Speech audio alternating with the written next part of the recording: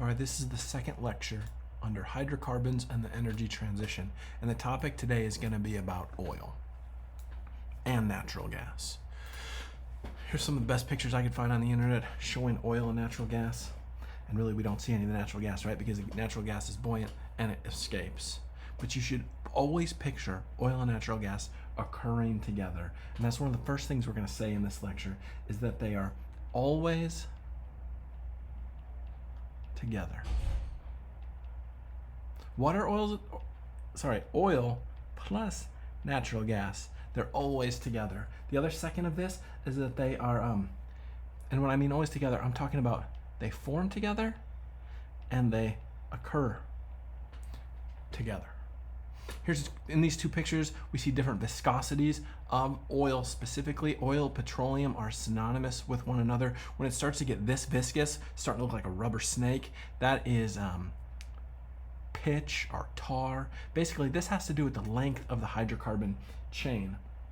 Where something this thick and viscous has chains of like carbon 40, H 80, really big numbers. And then as things become more sweet, or like the chains, the polymers are longer, things become less viscous, they're able to move more readily, and these are going to be things like C10 to C30, with C30 being the more viscous. And by the time you get down to natural gas, the chains are much thinner, and they're like C1 to C4. And you can kind of go H to the double of any of these numbers when you're thinking about the polymer length of the hydrocarbons. So what we're going to do to start this lecture is we're going to go through the formation of petroleum, natural gas, and oil. And so I have a picture for this, but the number one step in the formation of oil and natural gas is that we need to have the carbon be formed. And it's going to form in oceans. This is key. It's in algae and plankton, algae plus plankton, that then dies and settles to the bottom of the ocean floor. Dies and settles to bottom of seafloor. I'm going to say ocean floor because I want you to know that oil and natural gas are from the ocean. Algae and plankton from the ocean, whereas coal was from swamps and more land material. So that's our first step. And the bottom of the floor of the ocean here needs to be low oxygen so that we do not get the breakdown of this organic material. If it breaks down, then there is no oil or natural gas. So it needs to be an anaerobic, low oxygen environment. Then as that algae and plankton settle to the bottom of the ocean, it gets buried and covered by mud. This is still going to be number one, but we're going to say buried with and by and in. We've got a lot of prepositions here. In, by, and with mud. And what this does is it creates this carbon-rich ooze. And I want you to think of that as the beginning of oil. But it is not oil. It's just this carbon-rich, muddy ooze. Number two in this step, in this process, is going to be continued burial. Number two, I'll show you a picture in just a second, but number two is critical. We have to keep burying this material with more mud. So we're going to say muds bury the ooze. And as the mud buries the ooze, it compacts it as you're building up 500 meters, 1,000 meters worth of mud on top of it. And what you get, you compact the mud. In fact, let's say the word compact. And then we're going to say this. The carbon-rich ooze turns into a carbon-rich mudstone. We're going to call that a shale. And this carbon-rich shale is the source rock. This is not where you find the oil. This is the source of the oil. The oil will escape from this rock and get trapped, but we're not at that point in the story yet. Number three is coming soon. But let me put this picture in to show what we've done so far. Plankton and algae have settled down to the seafloor. Notice it's oxygen poor. It gets buried here in time step number, so this is number one. And then here in time step number 2, we have continued burial and pressure makes a source rock. Now number 3 is going to be with conversion, because the carbon initially in this, it's just carbon. It's just the dead material. But this carbon in this shale is going to convert to kerogen. And kerogen is our first hydrocarbon. So with continued burial and heating, the carbon turns into kerogen. And this kind of burial and heating, this is on the order of, 40 to 70 degrees Celsius is how hot the rocks have to get to turn the carbon into kerogen. And it's around 2 to 3 kilometers depth. That's a pretty good amount of muds and sands that have stacked on top. And once you've buried it and heated it like this, the kerogen is this waxy material. It's immobile, but it is the starting point to both oil and natural gas.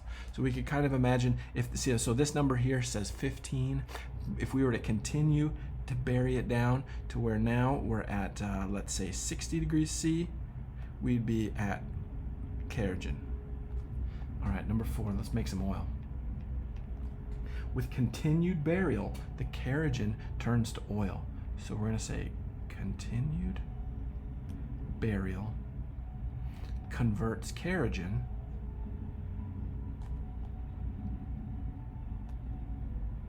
to oil. This is a big deal because where kerogen was immobile, oil is now liquid. It's viscous, but it is liquid and buoyant and will start to rise and escape. So we're gonna say some descriptive words here about oil. We're gonna say that the waxy solid has now converted to a liquid, and that liquid is buoyant.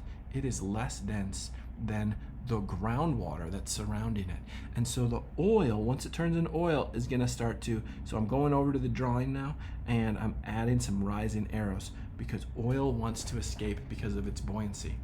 The depth of this conversion, this happens at depths of when the rocks are 90 to 150 degrees Celsius, and this is at depths between 4 and 6 kilometers. Now, with continued heating and continued burial, you can probably guess what's going to happen now. The solid turned into the liquid, and now the liquid's going to turn into the gas.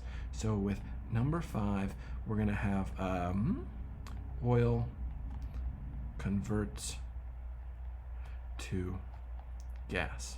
They're all related to one another in this chain that's controlled by temperature and pressure. Basically, the carbon and the hydrogen bonds get broken down more and more and more with continued heating. And so here at temperatures greater than 160 Celsius and at depths between 6 and 9 kilometers, this process occurs. And what do we know about gas? Well, we know gas is really low viscosity, and we know gas is really buoyant. And so it wants to rise and rise fast. So the key now becomes, how do we trap this buoyant, fast rising liquid, buoyant, fast rising solid that's escaping from its source into a reservoir? And so the next part of our notes here is we're going to talk in detail about reservoirs. I didn't spell that right. Reservoir. The key to a reservoir is that it needs to trap the oil and gas, hold it still, not let it buoyantly rise anymore, and then it also needs to be able to hold it in an effective way. This is the key to a whole field of geology, which is called exploration geology. So here we go. Let's talk about reservoirs. At first, let's talk about how reservoirs can hold. The key to holding is that a reservoir needs to be porous like a sponge. And bear with me here. So this word trap is going to be helpful here. I'm going to draw a trap. See if I can make this drawing. This trap is going to be impermeable. It's a seal that doesn't allow gas or liquid to flow through it. And below that seal, and that seal's probably a shale or something, impermeable. We have a sandstone. Here's all the grains of sand. And underneath this seal, we have oil and natural gas that are seeping up from the source deep in the subsurface. And the gas is going to rise up to the very top of this seal. And it's going to fill this area right here. This is gas. And all the porosity below the gas is going to be the next most dense material. And this is going to be the oil held underneath the seal. And then in the area below the oil is the next most dense material, which in almost all cases is going to be water. And so this is what a reservoir would look like. And maybe this is 1 meter thick, right? But maybe this is 100 meters thick. And there's a huge pocket of gas that we could tap with a drill and oil that we could tap and pump out of the ground. So the key to the reservoir is you've got to behold the material. And the drawing that I did was showing that it is porous like a sponge. That is one of the keys to a reservoir. The second aspect of holding is that these are occurring in sedimentary basins. How do we say that? These occur in sedimentary basins. And what a sedimentary basin is, it's a place, it's a sediment-filled depression that used to be ocean floor, but now it is filled up with sediment. Could be kilometers thick. So occur in sedimentary basin, which is a sediment-filled basin that was once ocean floor.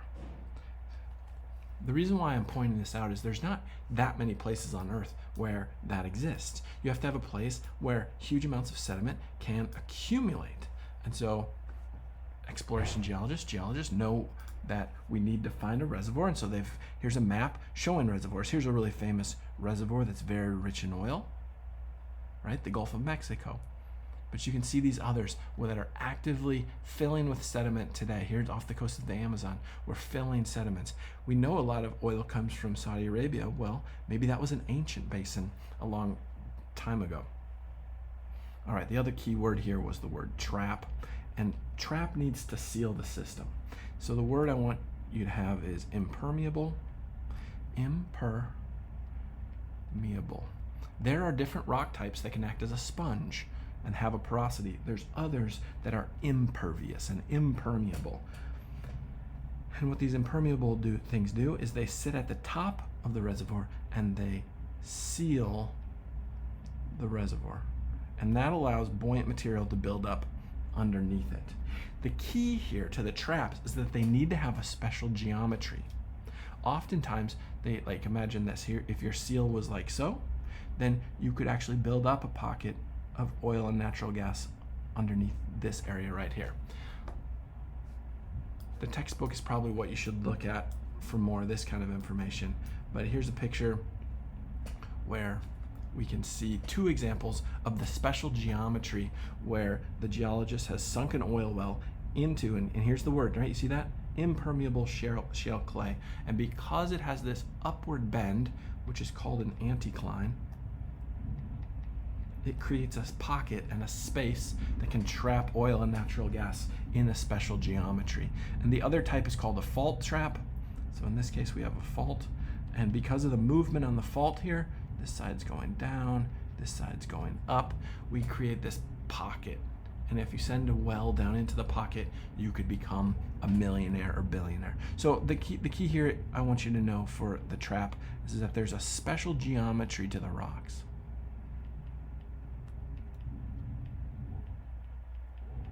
And this is the field of exploration geology. You could take an entire master's degree or PhD to learn about each of these things. And we can't cover all that right now in this intro class. But essentially there is, what you learn to do is you learn to do exploration. And there's a variety of different exploration techniques that have been developed. Here's one that's called seismic. And with seismic, you send energy waves down into the subsurface off of this thumper truck, and you watch how these earthquake waves bounce off the subsurface and then come back to detectors at the Earth's surface, and you can get an image of what's going on in the subsurface. And depending on what these images look like, you might say, hey, Exxon, we need to dig a well right here to assess this pocket. So that's the idea of the geologic exploration for oil. But there's also extraction, which in and of itself is a huge field. And extraction occurs after a discovery is made. I'm just going to show you this as a picture-heavy lecture, but extraction essentially deals with a couple steps. The first is you drill. Then you frack. That might be a word you've heard about in the news. Then you pump. And then 4, you pipe. I'll show you pictures of each of these things, and then we'll get out of here. So for drilling, fracking, pumping, let's see, here we go. Here's our first 2. So with drilling, you set up the drill rig. The drill rig sends down a well by, with a drill bit. You pump a muddy slurry down behind it so you don't get the oil gushing out the top. You used to see like pictures of this back in the old days where it would squirt out at the top. We don't really allow that to happen anymore, and a lot of those have already been found anyways. Oil's a little harder to get out of the ground these days.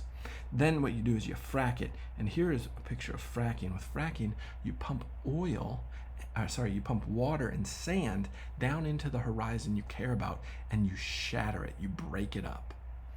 And then the sand that you send down, so here's a crack, and then you pump sand into those cracks as well, and those end up as being props that hold the cracks open to allow the oil and natural gas to flow back out. Then you set up with a pump, and this is called a pump jack, and it just kind of vacuums and sucks the material out as it goes up and down, up and down. You've probably seen these maybe if you live in an oil-rich area of the world. And then eventually you'll need to pipe that oil around. You also could, and so here's an example from Alaska where they don't need as much oil in Alaska to serve that small population, and so they've got these long pipes that will end up sending it down to the continental United States.